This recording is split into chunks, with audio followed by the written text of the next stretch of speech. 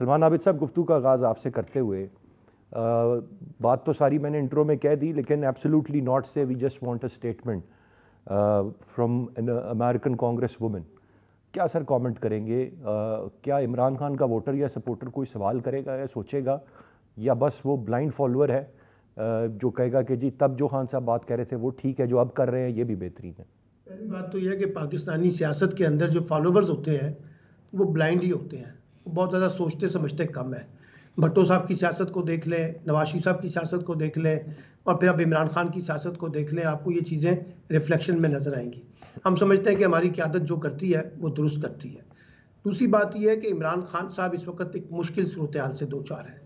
और ख़ास तौर पर उनका जो मनसूबा था कि जी अर्ली इलेक्शन कराने में वो कामयाब हो जाएंगे 2 सूबों के, वो हुआ नहीं।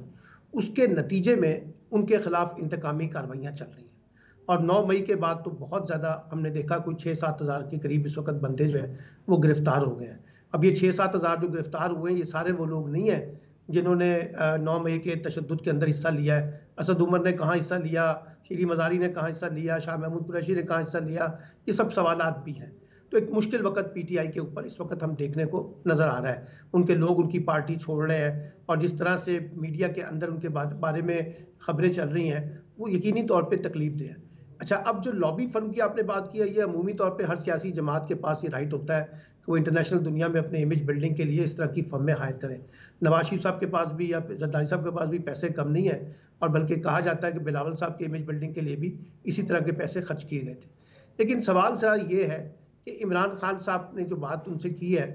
बेहतर होता कि इमरान खान साहब ये सवालात सारे के सारे इंटरनेशनल ह्यूमन राइट्स बॉडीज़ के सामने करते, और उनको ये उजागर करते कि एमनेस्टी इंटरनेशनल के पास, ह्यूमन राइट्स वॉच के पास, यूरोपियन यूनियन के पास, कि देखें जी पाकिस्तान में उनकी पार्टी के ऊपर क्रैकडाउन हो रहा है, उनको उनके लोगों को गिरफ्तार कर लिया गया है, ख़वातीन के घरों पे छापे मारे जा रहे हैं, और जिन लोगों की ज़मानतें होती हैं उनको अब उसी लम्हे दोबारा गिरफ्तार कर लिया जाता है, तो शायद उनका मुकदमा और ज़्यादा स्ट्रॉन्ग हो जाता है।